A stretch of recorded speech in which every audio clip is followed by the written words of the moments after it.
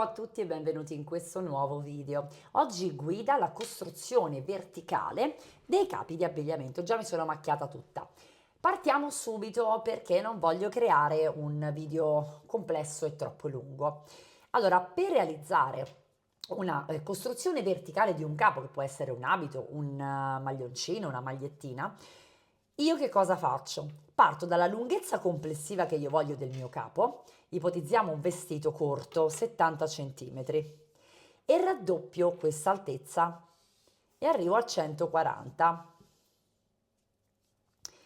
Realizzo quindi una catenella iniziale che sia lunga 140 cm, ovvero il doppio della lunghezza che io desidero del mio capo, e protraggo, rispettando il multiplo naturalmente di lavorazione che ho scelto, protraggo la lavorazione per metà della mia circonferenza più ampia. La mia circonferenza più ampia è 80 cm, diviso 2 fa 40.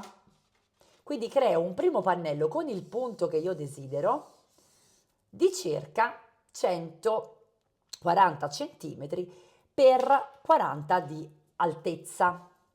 Arrivata alla metà della mia circonferenza più ampia, devo individuare il centro del mio pannello, quindi lo ripiego, individuo il centro e da un lato e dall'altro misuro circa 7-8 cm. Devo ricavare il mio collo, 7-8 cm se vogliamo un capo accollato, altrimenti poi vi saprete regolare in base all'ampiezza dello scollo che voi desiderate. Fatta questa cosa, riprendiamo da lavorazione come nulla fosse, mettiamo un marker naturalmente a marcare proprio il collo, arriviamo al nostro marker e da qui facciamo partire una catenella che rispetti il numero di punti che noi stiamo saltando e la riagganciamo al secondo marker, una catenella volante. E qui abbiamo la nostra lavorazione, continuiamo il nostro pannello. Da questo momento in poi dovremo sviluppare la seconda parte del nostro lavoro sulla prima, quindi semplicemente alzeremo il lavoro, andremo avanti fino a dove iniziano le catenelle questa volta e con, eccole qua le nostre catenelle, e con l'uncinetto lavoreremo le catenelle volanti.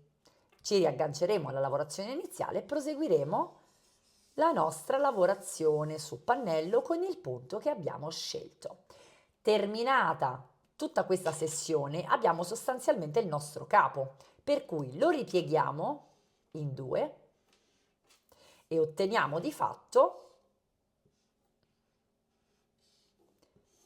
il nostro capo. Volendo allungarlo sarà un vestito, lo accorciamo sarà una magliettina o un maglioncino, poi da qua naturalmente possiamo ricavare lo scalfo manica facendo delle cuciture poi che uniscano entrambi i nostri pannelli, i nostri lembi, scusatemi, dello stesso pannello.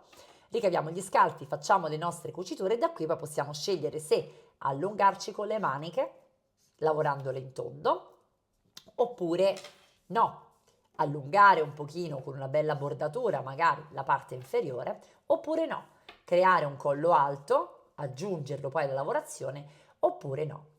Io penso di avervi spiegato perfettamente quali sono i capisaldi di questo tipo di costruzione. A brevissimo vedremo un tutorial dedicato di un progetto e io già vi chiedo, vi interessa vedere come costruire la manica direttamente sul pannello prima di chiuderlo risparmiando una cucitura? Oppure va benissimo la vostra costruzione in tondo agganciandoci al sottomanica e procedendo con lavorazione circolare fino al polsino con le dovute diminuzioni? Fatemelo sapere, io vi aspetto nei commenti e spero di aver fatto cosa gradita con questa guida. Mi raccomando, ci vediamo tra pochissimo con il video tutorial del progetto che ho realizzato con questa tecnica.